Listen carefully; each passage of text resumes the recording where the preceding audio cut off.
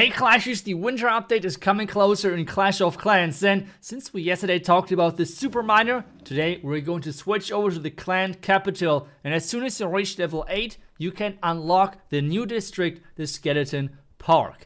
As we have already seen, we have new level and new defenses in here, and we want to take a look at the numbers today a little bit and some more gameplay. Starting things off is the Reflector, which in the beginning might have sounded pretty crazy that it's reflecting off the damage.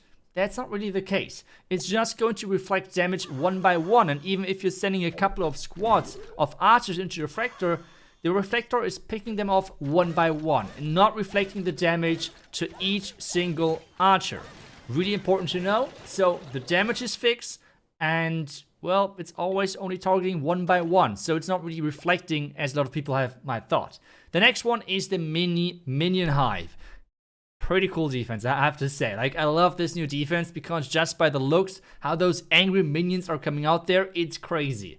As well, those new two defenses are actually targeting air and ground, so it does not matter whatever is attacking the Reflector, it does not matter whatever troop is getting close to the minion hive. For this one, we can see really nicely how the power of this new defense looking like. It can be really devastating. Like picking off troops left and right is quite devastating. But not only new defenses, as well a new environment is coming up. With this one, it's a little bit like a mountain, but at the same time you can jump over it. That's the biggest difference. Wall breakers cannot target it, and well, if you place a jump, you can jump over it. So it's different than a mountain. I would consider it, if we would like rank it a little bit, I would consider it a little bit weaker than a mountain, but still it's pretty nice protection which you can use then when building up your village. So with that being said, I think we should come to the new spell. The new spell is pretty crazy, so let's take a look at that. The graveyard spell is going to change up how the clan capital is going to be played, because I feel like it's going to be a fun spell to use. It's going to generate skeletons based on troops in your army going down. And troops, that's the right word, because we're going to take a look at the Inferno baby dragons as well, and take a look at that. They're pretty much working exact the same as their brothers, sisters from the home village, who knows?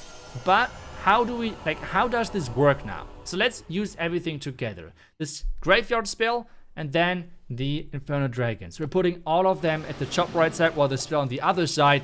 And how this works is, well, Inferno dragon, you should know how those work. But the graveyard spell is going to generate skeletons based on troops going down. Every 3 housing space going down means 1 generated skeleton. It depends though. If the troop which is going down is ground, it's generating a ground skeleton.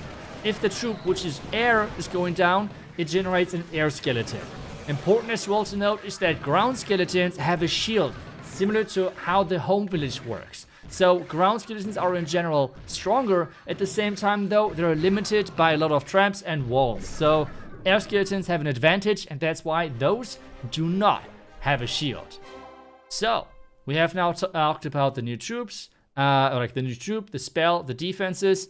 One more thing about the clan houses, because there is now clan houses in your capital peak where you can use the decoration for your own clan houses. You can unlock new decorations with donating more clan gold to your clan.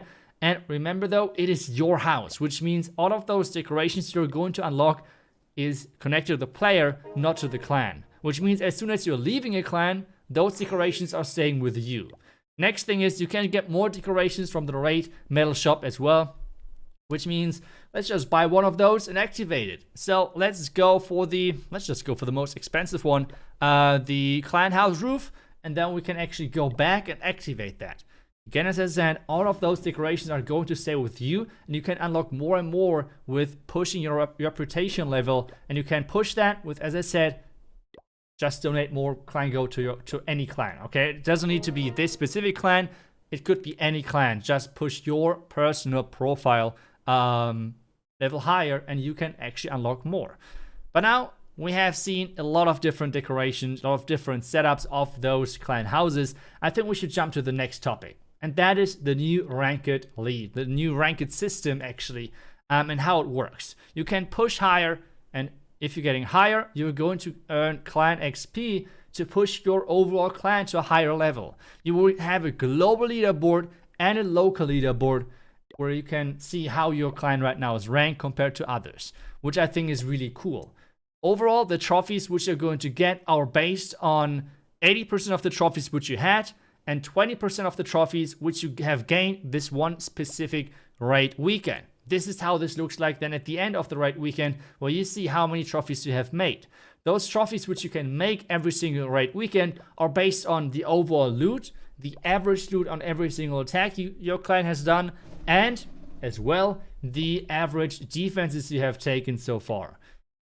This is how the trophies are getting combined. And by the way, if you need good bases, surprise, I mean, no one would have expected, but I actually uploaded a couple of days ago some really nice layouts for the clan capital base, or the clan capital level 7 to 10. So if you need good defenses and want to climb some trophies at the clan capital, make sure to watch that video. But now let's get into some attacks. We're starting things off with a really nice combination I have found, which is the Flying Fortress and Inferno Dragons. They work pretty nice together, in my opinion, kind of like as tank and damage source together, and I combine that with a Graveyard spell. The Graveyard spell, in my opinion, is only in some specific cases useful to snipe out specific buildings. The reason for that is, oh boy, there's a lot of splash damage in the clan capital. Those skeletons, they do not do that much damage, and distracting, I feel, is their best purpose. So sniping out specific areas of the base is not always that, like, you cannot really always force it. Yes, on some bases they can work, but it's not something you can always just say, okay, I will just distract that, and what, like, I will snipe all of that. Distracting always feels better. Like, so like this approach right now feels like a hammer, just putting on the base, and it will always work. With this strategy, you can pretty much take down any district with 3 to 4 attacks if you're not as clean and as good with the distracting. Otherwise, this is a super solid strategy to take down the majority of those districts really quickly, and we can see why. It's just a huge skeleton parade just flying around with their little balloons and distracting, dealing damage, being annoying, and that's just how they work, right? So in this one, it's already around about 40% with this first attack, which is pretty solid, I would argue. So let's just try to force it again, okay? Let's just try to force it again and see how we can actually complete this attack and how many attacks we need for this new district. So, first attack is down, 40%, that's pretty decent. Next attack, again, use the skeleton at the graveyard spell to actually distract. And remember though, the old graveyard spells are going to stay active for one more attack, which means we're going to have a ton of skeletons this time. The one big thing which I'm doing wrong on this one, and that's what I mean with, like, this can be the difference between 2, 3, and 4 attacks, I'm not tanking the rocket artillery with my Flying Fortress. If I would do that, this could work way better.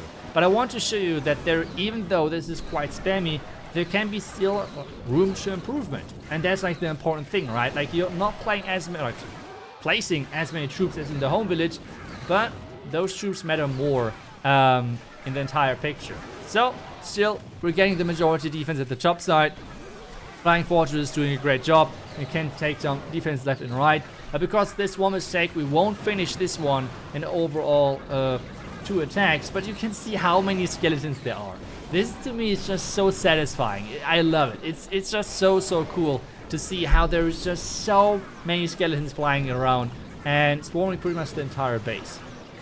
With that being said, we see now how the Flying Fortress is, keep pushing around, but there's not only the combination of the Inferno Dragons and the Flying Fortress. There's one troop which is super strong and is getting rated by a lot of those top players in the clan capital really highly. And that's right, the Rocket Loons. So Rocket Loons are an incredible combination as well with this new spell.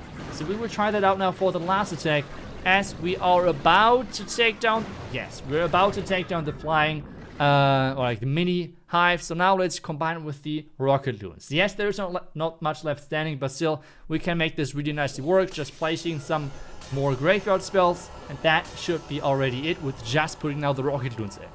So, that being said, at this point though, we have to send some Rocket Loons in to go down, because without any troops going down, no skeletons are going to get spawned, which is a problem. So we need some skeletons to go down, just place them from everywhere, and by now we can see already there is so many skeletons getting generated from the top side, on top of the rocket artillery, just everywhere. But let me know how you would use this new spell in Clash of Clans. How would you use the Graveyard spell? What do you think is the best combination it could be used for? And do you think sniping out defense is better? Distracting defense is better? Or do you overall think, the spell is not as strong as some people might think? Let me know down below in the comments, and I will see you guys tomorrow again with the next video. Until then, see ya, and thank you so much for watching, and bye bye.